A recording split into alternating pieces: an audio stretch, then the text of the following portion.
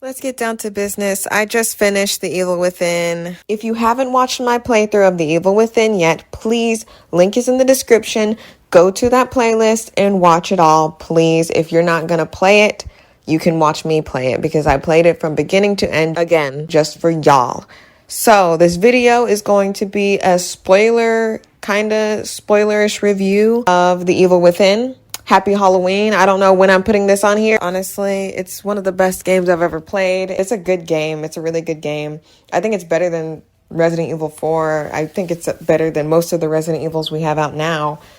And I don't understand why no one talks about it, but everyone loves to talk about the second one, which basically says, oh, just forget everything you knew about the first one. So what was the point of it even being called that? It should have been called something else. But basically, before I get into everything, if you haven't seen my playthroughs of The Evil Within, The Evil Within follows a detective named Sebastian Castellanos. Someone who didn't have to be white, but's white. He and his two partners, Joseph, Oda, the only visual representation of ethnicity we get in this game, and rookie detective, quote unquote. Like, we never stop hearing about how rookie she is, how loser she is. But to be fair, all that downgrading of Kidman's abilities and status between the two men is just a freaking wave off the freaking dramatic irony that is her role in the entire situation. She's above them all. It's really interesting. And I think that's cool. And I kind of think that no one has any position to say she's just like Ada because we don't know as much. We know more by the end of The Evil Within 1 about Kidman's role than we do Ada in the whole time we've known her. So it's kind of like, yeah, she's got that Ada vibe, but I don't like because women have so little representation, one woman that does something similar to another woman is just called a bootleg version of that woman. It's ridiculous. It's like most of every superhero is just Superman, but no one says that. They just say that that's the person. Julie Kidman investigate a massacre that occurs at Beacon Mental Hospital. And that's where the story begins. It's basically like Silent Hill meets Resident Evil, honestly. And you can blatantly see the relationship between them.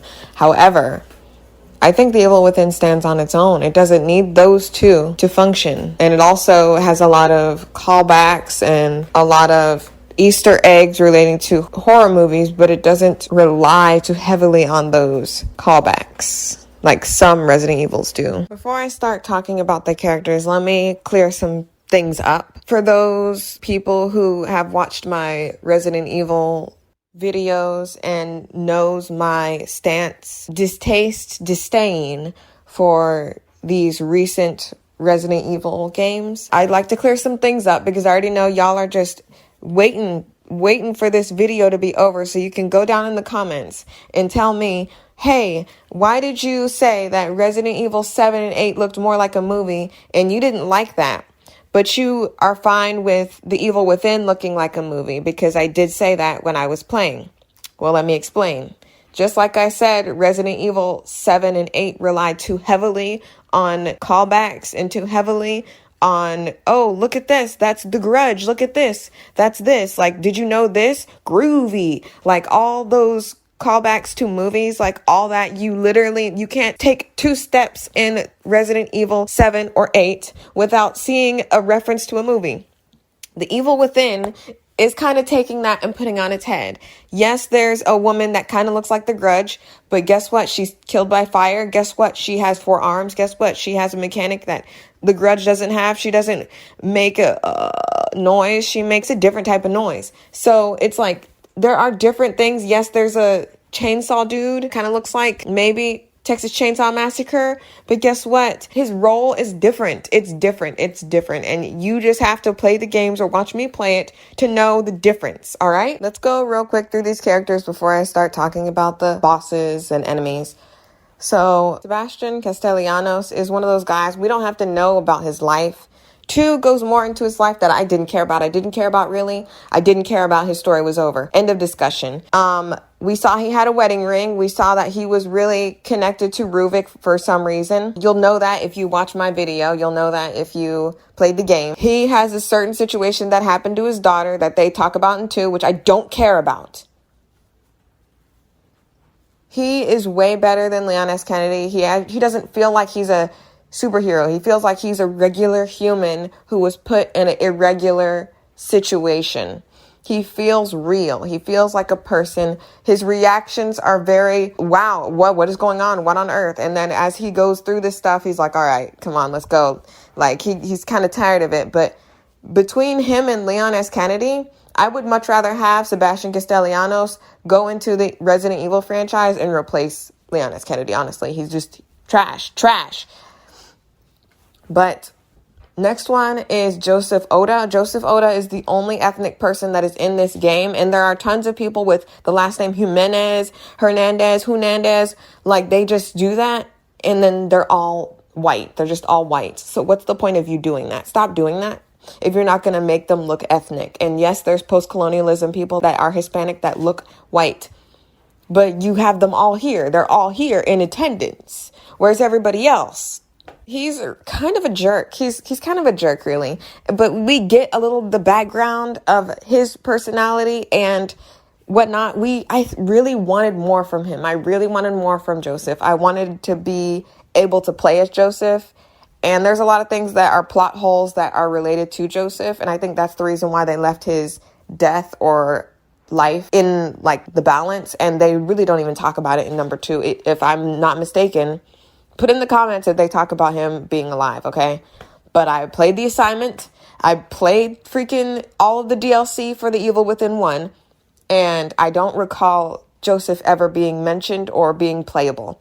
That was annoying. You're going to have the only ethnic person that's of the main cast and you don't have them to be played as. Like, what? It's annoying. But like I said, he's a jerk. And not every ethnic person has to be the perfect person. So I don't mind him being a jerk. I just wanted to see more of him. And not like sometimes see him. And he was useful. He was sometimes when you would be with your partners, they would help you and shoot stuff and be useful. More useful than Ashley Graham. More useful than freaking Moira Burton. Freaking way more useful than any person that you usually connected with. And there's a little side thing, the side quest thing that you got to go get his glasses. That's a little annoying, but it's whatever. It's cool. It's honestly cool. I think that's cool because usually when there's glasses involved or something like that involved in a game, people go over and gloss over it like, oh my goodness, how do you keep your glasses on? He didn't. I had to go get the freaking glasses and kill a freaking dog for it. But that was fine. The next person, Julie Kidman. Julie Kidman is basically torn down every 2 seconds. Anytime Sebastian opens his mouth towards her in the direction of where she's at, he's like, you're a rookie, you're trash, you're scum, you're garbage. You need to stay back, rookie. You trash, rookie. You just dirty old rookie, aren't you? Like every 2 seconds, honestly, it was quite annoying. I really don't know who hates their mom or sister or whatever, but whoever made this game and did that, that was kind of dumb and stupid. But it kind of adds up to okay, she's more than a rookie, she's more than that. But it's kind of like on the nose. When you do complete opposite of things, it's too on the nose. So if there was a little tone back, it would have been a little better for me personally, for my experience. But she's really cool. I wish she would have just told them, yeah, he's going to use him as a vessel. I need to kill him so he can't use him as a vessel because he ends up using him as a vessel. Speaking of him, let's talk about Ruben Victoriano or whatever his name is. These Anglo-Saxons, rich Anglo-Saxons. So basically his family, like they were in this house and they were like rich and whatnot. And he was a very disturbed child before anything happened to him. So he kind of tries to make Sebastian Castellanos feel bad for him because people grabbed him and snatched him and put his brain in a hole and started using it to make this whole thing called the Mobius stem or whatever. So the stem is basically like connected to his consciousness and like, dude, there's this dude, I call him Dr. Loomis because he reminds me of Dr. Loomis. He's one of the many white Hispanic people. The doctor is trash and we meet him in the beginning and he's trying to like help us and he's like, oh, my patient Leslie and da da da da da. And we later see that he's a villain and he was doing villain things. And just because Rubik was burnt don't mean that because he's burnt, everyone's supposed to suffer around him, okay? I'm sorry. I'm not a Rubik apologist.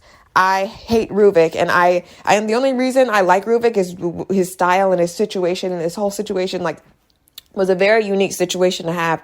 Like, honestly, literally, Alex Wesker stole his whole, let me put my consciousness into somebody else's body situation. So if anyone comes up to you and says, hey, which came first, the chicken or the egg? The chicken being The Evil Within or the egg being Resident Evil Revelations 2, you could tell them the chicken, because what on freaking earth, if you play Resident Evil Revelations 2, you will like, enemies look very similar to the freaking enemies in The Evil Within. Now let's get to the enemies, okay? I'm done talking about Victorine or whatever. He straight up, basically, he got burnt up because the poor people burnt up the barn the kids were playing in, because the freaking Victoriano or whatever their last name is family bought them out and all that. And they were like, think you can take our land, rich people. Ding. It was like a class thing. It was a class thing. Because another thing is it doesn't matter. Victorani, whatever his name is, Ruvik didn't care about poor people either, because he took the poor people who had no family that were in that hospital, Mental Beacon Hospital, and did experiments on them. And that was his whole thing. His comeuppance was having his brain extracted and put in an orb. And then he's like, oh, I'll put vengeance on all y'all for making me do this. But he was already horrible.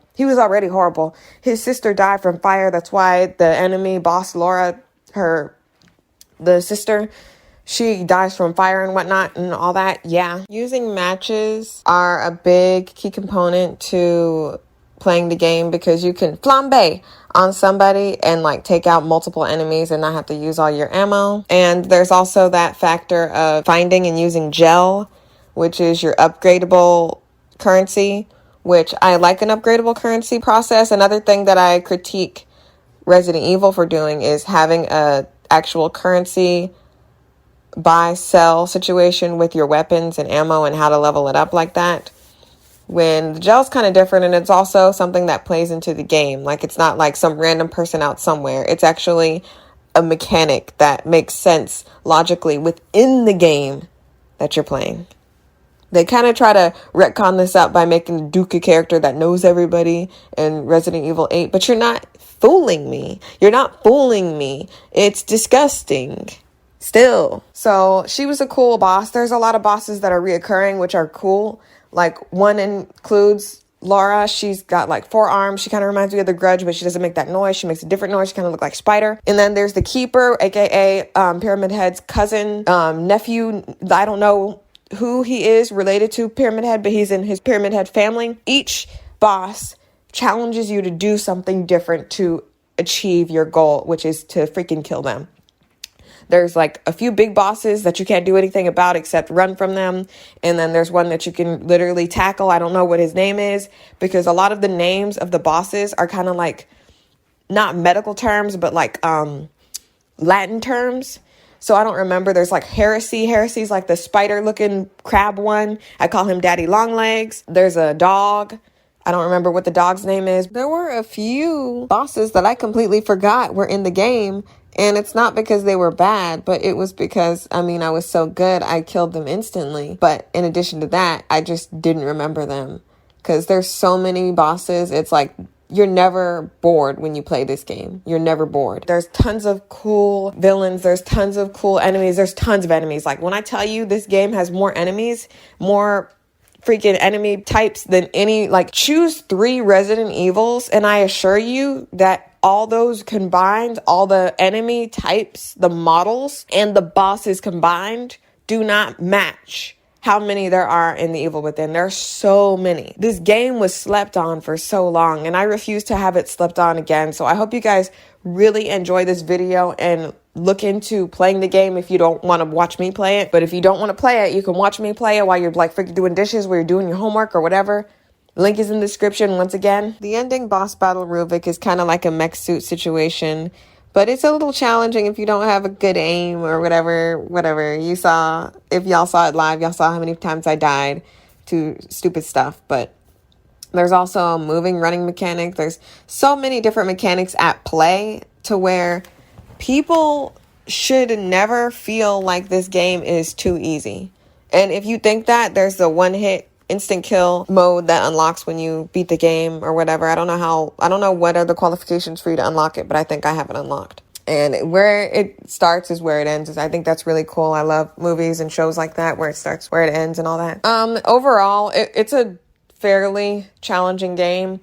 If you're into, literally, it mixes everything, best of both worlds. You can sneak, you can go full throttle, like you have to disarm traps.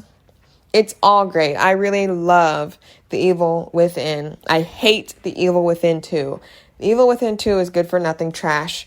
And because they're sexist and they don't know what life is, they don't know how to write women characters. The person who made The Consequence, they should have made The Consequence, the DLC with Kidman, into The Evil Within 2. Like, honestly, like, that should have been what it is. Sebastian Castellanos' story was over. He literally could have died in 2 seconds of the next game, and then we'd be like, oh, who are we going to play as then? They literally wrote themselves into a corner. At the end of The Evil Within, Ruvik freaking succeeds. But if you're not going to play it, please watch me play it. The link is in the description to my playlist of the Evil Within playlist. I really like it, and it's got one of the best ending credit songs ever, and I can't find it anywhere. I can't download it anywhere. The only thing I can do is find it on YouTube, but that's basically it. And I don't really think that it needed a sequel if they weren't going to talk about Ruvik. It literally was completely pointless to talk about anybody else doing anything like that special, because Ruvik was a special case. We should have been figuring out where Leslie went. If you want to know who Leslie is, you either have to play the game or watch me play it. I'm not going to spoil everything in this video. But what I will say is they just dropped the ball. They dropped the ball completely. They got different voice actors. There's a particular character that no one knows if he's alive or dead or not. And straight up, like, literally, they could have made the game about freaking Kidman. They could have made the game about freaking Joseph. They could have made the game about Leslie. They could have made the game about anybody, but they decided to make the game about Castellanos. I felt like his story was over. And then they pulled because, like I said before, The Evil Within was released little months before Resident Evil Revelations 2. And Resident Evil Revelations 2 looks very eerily similar to The Evil Within.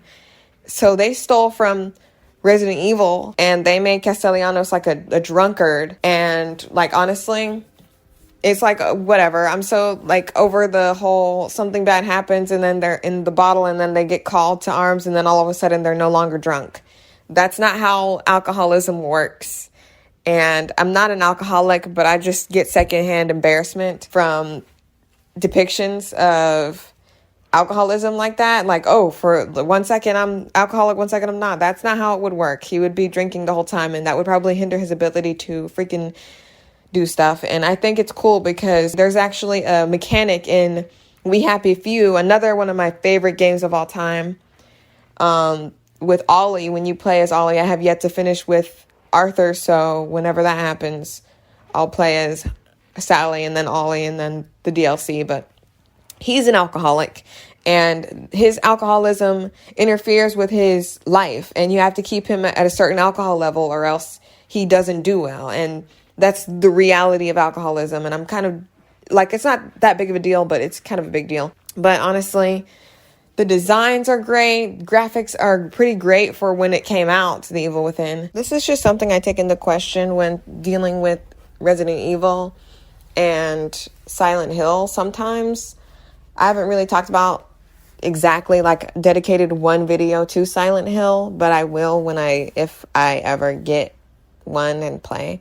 But the puzzles in this game, they were very, very, very, very, very easy. They're not hard under any circumstances. Most of them the answers are given to you, and some of them you don't even have to do yourself. Some of them your partners tell you what you have to do. There's nothing else really much to say other than I hope you guys play the game, and if I could give it a score out of 10, I joked about giving this game a 10 out of 10, but honestly, looking at it like non-biasedly, even though it's one of my favorite games, I would literally give this game an 8 out of 10, maybe a 9 out of 10.